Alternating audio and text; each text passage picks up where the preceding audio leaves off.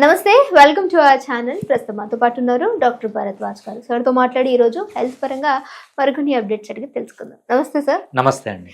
Sir, blood pressure ఎక్కువగా ఉన్నప్పుడు సాధారణంగా మనము టాబ్లెట్స్ అనేవి ఎక్కువ వాడుతూ ఉంటాం. సో వైటమిన్స్కి కావచ్చు, దీనికి రిలేటబుల్ ఏవైతే కావాలో ఆ టాబ్లెట్స్ అనేవి క్యాప్సూల్స్ రూపంలో తీసుకుంటూ ఉంటారు.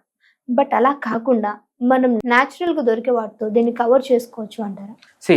బ్లడ్ ప్రెషర్ అనేది చాలా మందికి అపోహ ఉంటుంది. ఏంటంటే ఒక్కసారి బ్లడ్ ప్రెషర్ వస్తే జీవితాంతం మందులు వాడాల్సిందే, లేకపోతే షుగర్ వస్తే జీవితాంతం మందులు వాడాల్సిందే, థైరాయిడ్ వస్తే జీవితాంతం మందులు వాడాల్సిందే అని చాలా అపోహ ఉంటుంది అనమాట.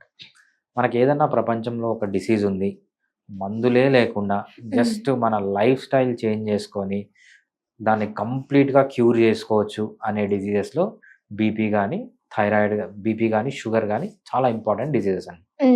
లైఫ్ స్టైల్లో కొన్ని చేంజెస్ చేసుకుంటే 100లో 99 మంది పేషెంట్స్కి, అంటే మేబీ 99 కాదు 95 మంది పేషెంట్స్కి అసలు మెడిసిన్ లేకుండానే బీపీ అనేది తగ్గిపోతుంది.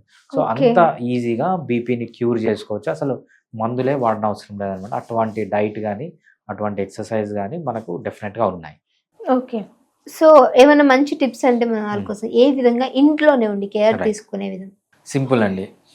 మీకు బీపీ ఉంటే మీరు ఫస్ట్ చేయాల్సింది ఏంటంటే, అసలు బీపీ ఎందుకు వస్తుంది, దీనికంటే ముందు అసలు బీపీ ఎందుకు వస్తుంది. సో బీపీ ఎందుకు వస్తుంది అంటే మనకు ఇన్సులిన్ రెసిస్టెన్స్ ఉండడం వల్ల.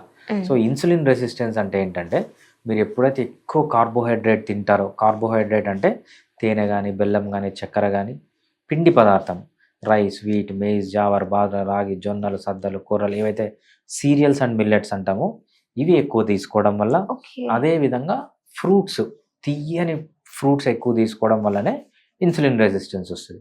ఈ ఇన్సులిన్ రెసిస్టెన్స్ వచ్చినప్పుడు మనకు మెటబాలిక్ సిండ్రోమ్ అని వస్తుంది. ఈ మెటబాలిక్ సిండ్రోమ్లో పార్ట్స్ ఇవన్నీ అనమాట.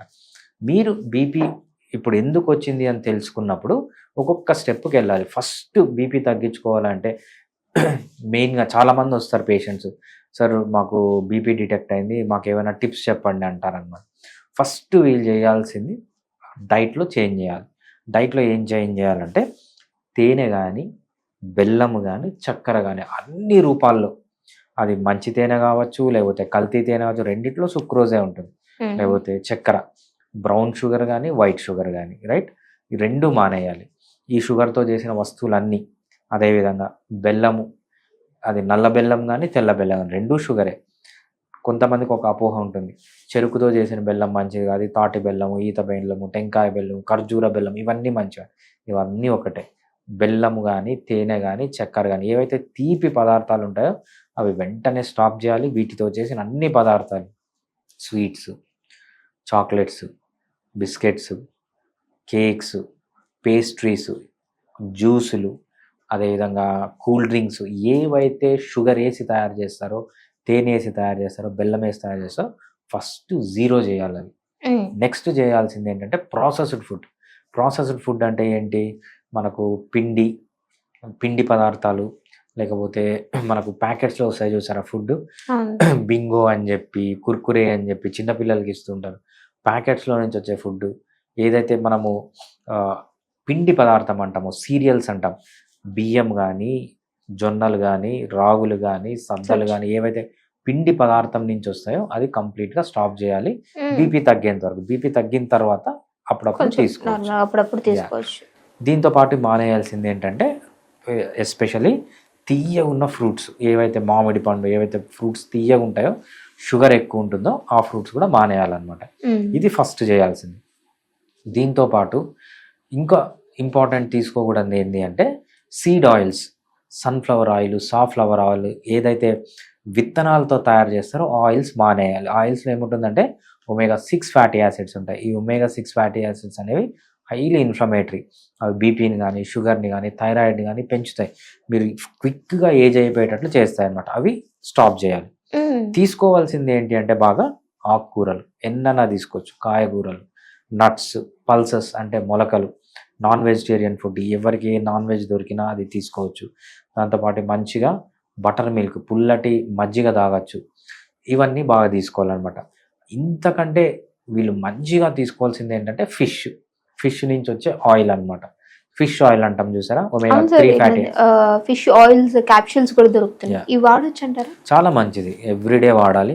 సో మా పాపకి ఇప్పుడు 10 ఇయర్స్. సో రెగ్యులర్గా ఇస్తాను అనమాట, ఎవ్రీడే ఒక ఫిష్ క్యాప్సూల్ తీసుకుంటుంది. ఎందుకు అంటే మనం ఫిష్ తినట్లేదు కదా, సో మనము ఫిష్ తిన్నా కూడా న్యాచురల్ ఫిష్ తినట్లేదు, వాడు కూడా ఆర్టిఫిషియల్ ఫీడ్ వేసిన ఫిషే మనకు వస్తుంది. సో న్యాచురల్ ఫిష్ తినాలి, లేకుంటే ఈ ఒమేగా 3 ఫ్యాటీ యాసిడ్స్ అనేవి బాగా తీసుకోవాలి. ఇవన్నీ డైట్ అనమాట, డైట్ అనేది మేజర్. దీంతోపాటు నెక్స్ట్ ఏంటంటే నిద్ర. పర్ డే విమెన్ కానీ మెన్ కానీ అయితే 7 to 9 అవర్స్ నిద్రపోవాలి. చిన్న పిల్లలు కానీ ముసలి వాళ్ళు కానీ అయితే వాళ్ళని ఎంతసేపు పడుకోవాలనిపిస్తే అంతసేపు పడుకోవడానికి వదలాలన్నమాట. నెక్స్ట్ ఎక్సర్సైజెస్, అన్ని రకాల ఎక్సర్సైజెస్ చేయొచ్చు. మనకు 9 టైప్ ఆఫ్ ఎక్సర్సైజెస్ ఉన్నాయి. ఆ 9 టైప్ ఆఫ్ ఎక్సర్సైజెస్ ఎప్పుడు మిక్స్ అండ్ మ్యాచ్ చేస్తూ ఉండాలి. లైఫ్లో స్ట్రెస్ ఉంటే తగ్గించుకోవాలి.